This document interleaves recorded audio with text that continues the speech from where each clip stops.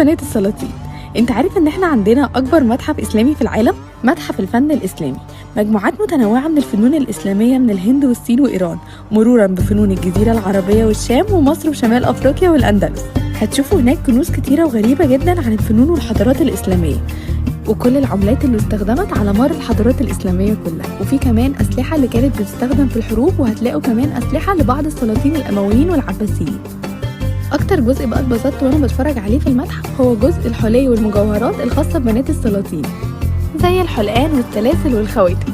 هو واضح ان اسطوره النيش المصري دي حاجه احنا وارثينها من جدودنا، عشان انا اكتشفت ان عندهم زي عندنا بالظبط، اطقم شاي وقهوه ومعالق وسكاكين وكل حاجه موجوده في النيش عندنا عندهم بالظبط.